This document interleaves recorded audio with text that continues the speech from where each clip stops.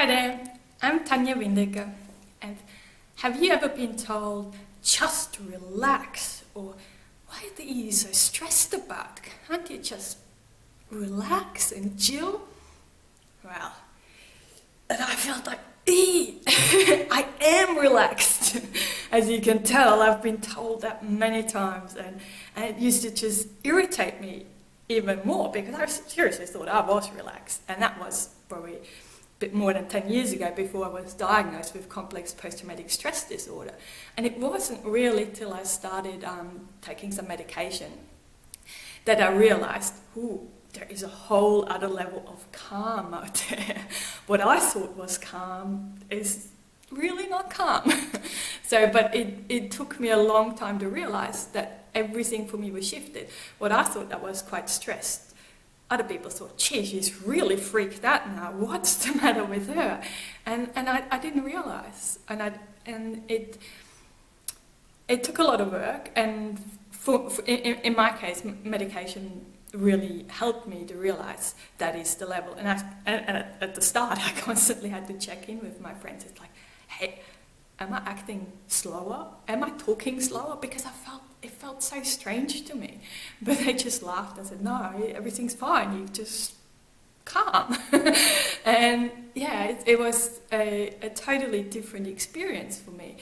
And, it was hard work, but I wanted to be able to have that sense of calmness coming off some of the medication as well. So I was practicing a lot, and for me, breathing exercises, to this day, are one of the most important things. I do breathing exercises whether I'm waiting in a queue, whether I'm waiting at the stoplights, or anytime, no one really notices. You can just calmly count it in for you. I'll do 1, 2, 3, breathe in, and out, 2, 3, 4. So I don't do the holding, like for example, the yoga breathing exercises, they do the breathing in, and then they hold, they breathe out, and they hold. That is just part of, that's a trigger for me, the holding breath.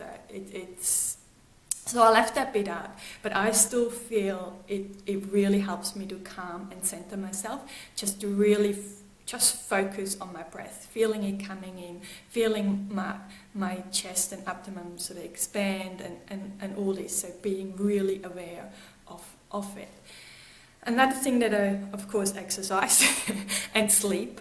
I'm religious about my sleep. I have 8 hours sleep every night. I just have to help myself to stay calm. And I'm not a good sleeper, so even though most of it is probably just resting rather than sleeping, but still. And I have the leaf and stream exercise. That's another exercise that I love. It took me a long time to learn. It's where you kind of imagine you are on a stream, and there's leaves on the stream floating past, and you're meant to put the recurrent thoughts in your head that are not helpful, and anything you can't, put it on the leaf and let it go. If your thoughts are like mine, they're like frogs. They just jump straight off the leaf, and so you have to keep putting it back on the leaf and don't give up. Eventually you're able to let them go. That was really tiring, and I often felt like this exercise is not working, but it was through persistence, and I've been doing this for years now, and it does now, and I can do it on the spot. Like even if I'm at work and I have this thought popping up over and over again, I can quickly sort of center myself, take a deep breath, and imagine I put that thought on the leaf and let it go. I'm not going to let that hook myself right now. It's not a helpful thought. I'll let it go and focus back on what's important to me here and now. Another exercise that I do lots of is it's probably more of a grounding exercise, but for me it really helps me staying calm as well, and that is just focusing, looking around at what can I see, hear, feel and smell. So I do that a lot, and I even go for walks where I really focus on staying here in the present and in and now.